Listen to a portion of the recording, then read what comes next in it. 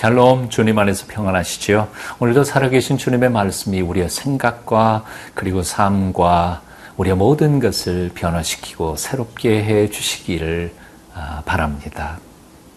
위대한 선교사 사도 바울이 선교 활동 중에서 가장 오래 머물렀던 것은 아무래도 에베소였던 것 같습니다. 거기서 일어난 놀라운 일들, 오늘 본문을 읽어가면서 묵상하고자 합니다. 사도행전 19장 11절부터 22절까지 말씀 함께 읽겠습니다.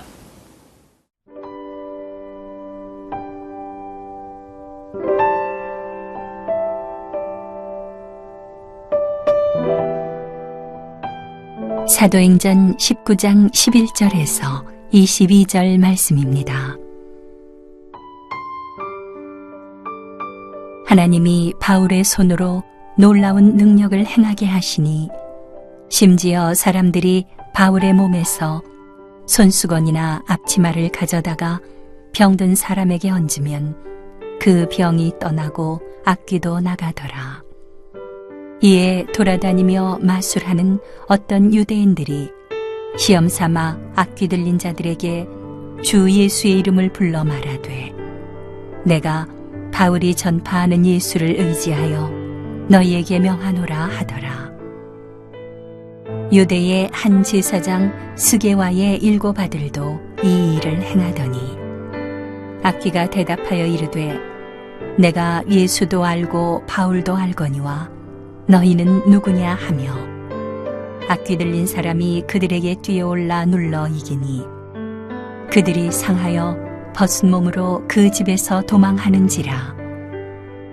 에베소에 사는 유대인과 헬라인들이 다 이 일을 알고 두려워하며 주 예수의 이름을 높이고 믿은 사람들이 많이 와서 자복하여 행한 일을 알리며 또 마술을 행하던 많은 사람이 그 책을 모아 가지고 와서 모든 사람 앞에서 불사르니 그 책값을 계산한 즉 은 5만이나 되더라. 이와 같이 주의 말씀이 힘이 있어 흥왕하여 세력을 얻으니라.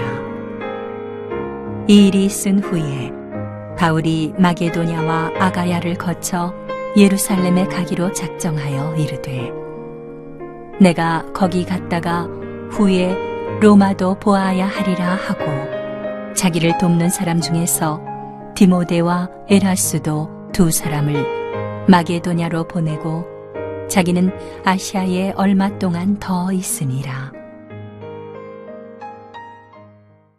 11절, 12절 제가 읽어보겠습니다. 하나님이 바울의 손으로 놀라운 능력을 행하게 하시니 심지어 사람들이 바울의 몸에서 손수건이나 앞치마를 가져다가 병든 사람에게 얹으면 그 병이 떠나고 악귀도 나가더라.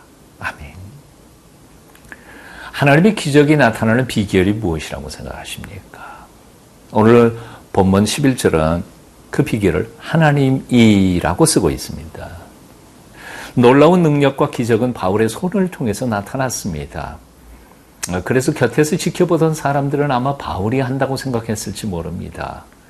하지만 그 능력의 원천은 분명히 11절 첫 번째 말씀인 하나님이 한 것처럼 바로 하나님이 능력의 원천일 뿐입니다.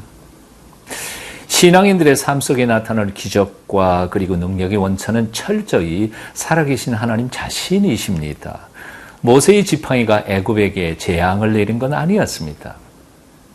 모세의 지팡이를 사용하신 하나님이 하신 것이고 지팡이는 도구였을 뿐입니다.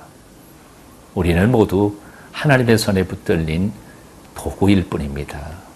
그 사실을 우리는 결코 잊지 말아야 할 것입니다.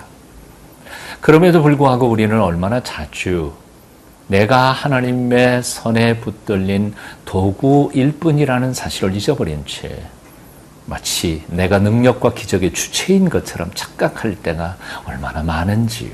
얼마나 많은 사람들이 기적의 현장 속에서 하나님을 영화롭게 하기보다는 마치 자기가 그렇게 한 것인 것처럼 자신들을 바라보는 교인들 앞에서 영광을 가로채는지 모르겠습니다.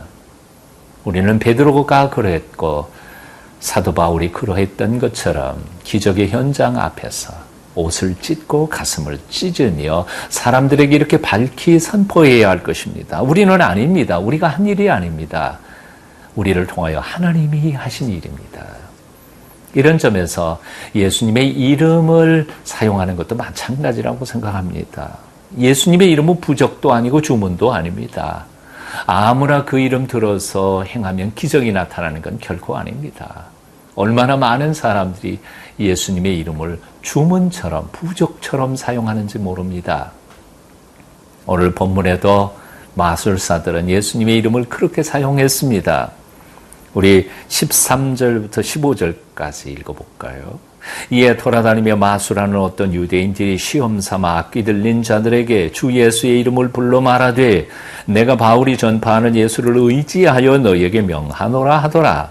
유대의 한 제사장 스게와의 7 아들도 이 일을 행하더니 악귀가 대답하여 이르되 내가 예수도 알고 바울도 알거니와 너희는 누구냐 하며 악귀 들린 사람이 그들에게 뛰어올라 눌러 이기니 그들이 상하여 벗은 몸으로 그 집에서 도망하는지라. 예수 그리스도의 이름, 그것은 고백입니다. 신앙 고백적 표현일 뿐입니다. 그러므로 믿음이 없는 사람이 예수의 이름을 아무리 반복하고 주문처럼 외워도 하나님의 기적은 나타날 수 없는 것이 사실입니다. 우리는 혹시 신앙 고백을 주문처럼 외우고 있지는 않는지요? 주님께서 가르쳐 주신 기도문을 주문처럼 외우고 있지는 않는지요? 우리의 마음속에 하나님을 향한 사랑, 순수함, 열정, 영성, 그것은 잃어버린 채 모든 신앙 고백과 그리고 성경 구절들을 주문처럼 외우는 데에서는 결코 하나님께서는 역사하지 않으실 것입니다. 이제 하나님과 나와의 관계를 회복해야 하겠습니다. 주님과의 믿음의 온전한 관계가 회복될 때 비로소 우리를 통하여 하나님은 기적을 나타내시고 능력을 나타내실 줄 믿습니다.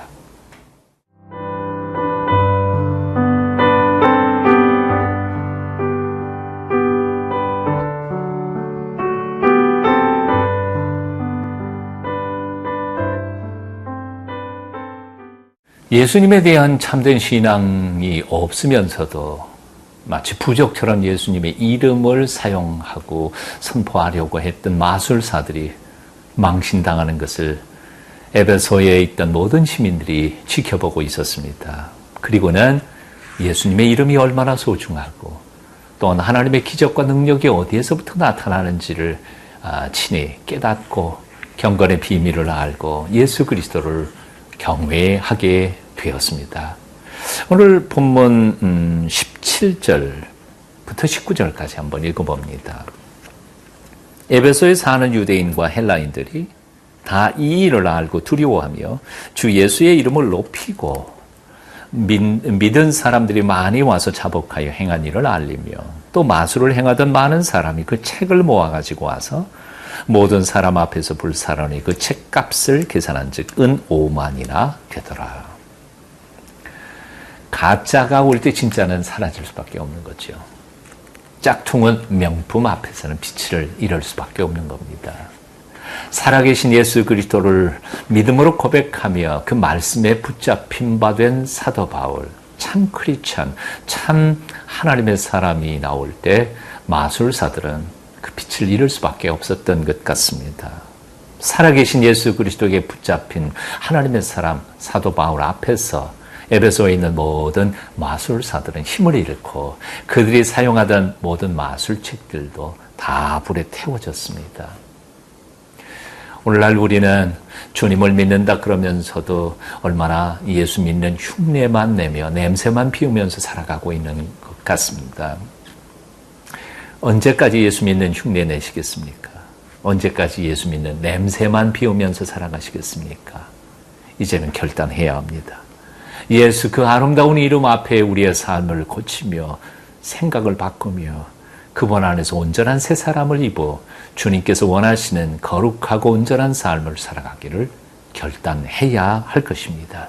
그리할 때 하나님께서 우리를 당신의 능력과 그리고 기적을 행하는 파워 크리스찬으로 사용하여 주실 줄 믿습니다.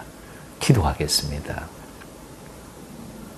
우리를 온전케 하사 하나님께서 마음껏 부리시고 들어 쓰시는 기적의 도구가 될 수 있도록 믿음과 정절과 용기, 끈기 주시옵소서. 오늘도 주님의 거룩한 도구가 되기를 사모합니다. 붙잡아 주시옵소서. 예수님의 이름으로 기도합니다. 아멘.